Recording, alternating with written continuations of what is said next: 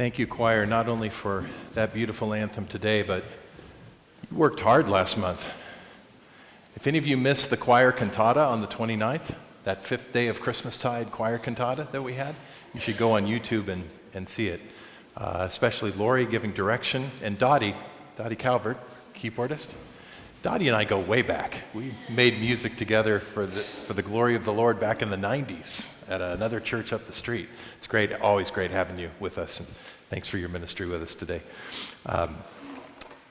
Epiphany Sunday. Did you know that if you went back 1,800 years, 1,900 years, the biggest holiday on the Christian church calendar was not Christmas, not even Easter. It was Epiphany. It was a huge day in the early church. Just a little historical background.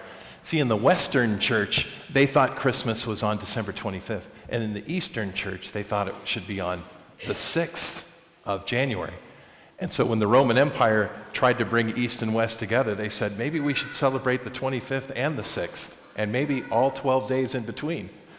But it started in the powerful Eastern Empire. The 6th was the biggest day. So Epiphany was a big day. So because it's one of the biggest days, it's great to have so much music this morning, have the choir, and we need to have the kids. Kids, do you have some kids who want to come up here this morning? I've got a story that will just blow your mind. Come on, I see some up there. Come on up. And this is, I think this is going to be a story even you adults are going to find this one to be kind of new. How's it going? Did you have a good Christmas? Good to see you.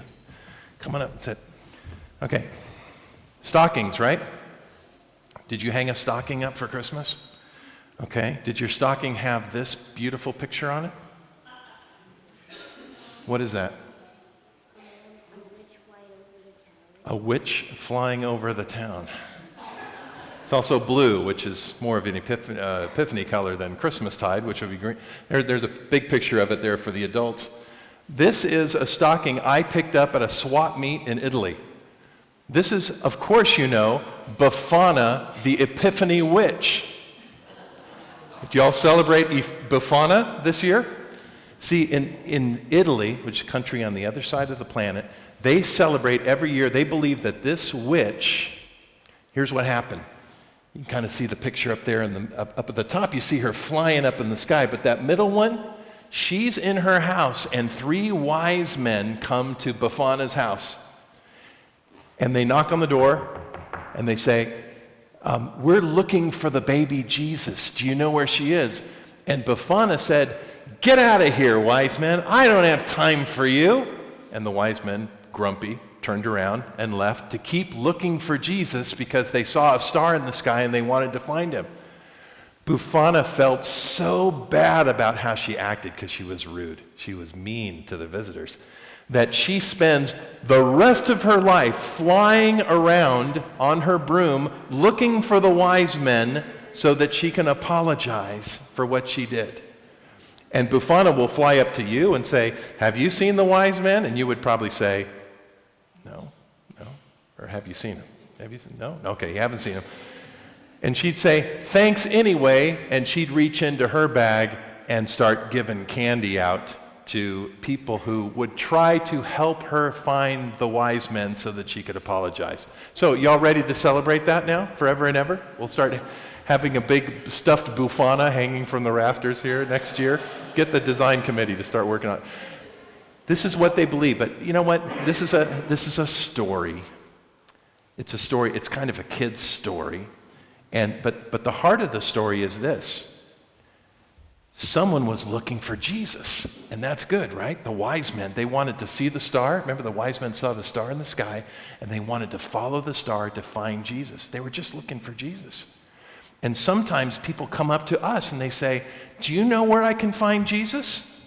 And we could say, I don't have time for you. I don't know. Go find Jesus on your own. But that would make us feel bad. Instead, what does the Bible tell us to do when people say, do you know where I can find Jesus?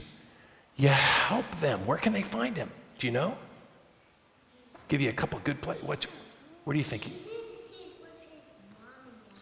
Jesus is with his mom and dad. That's very true on many Christmas cards that you see. But we know that Jesus came to earth, had a mom and dad, lived amongst us, but then he went to heaven. How can people find out about Jesus now? I'll give you two real simple ones. What do you have? The Bible. The Bible, that's one of them. Because in the Bible, it tells where to find Jesus. It has all the information we need so that we can go find him. And the other place you can go is, what do you think? The church. These are smart kids. Whose parents are these kids? These are fantastic.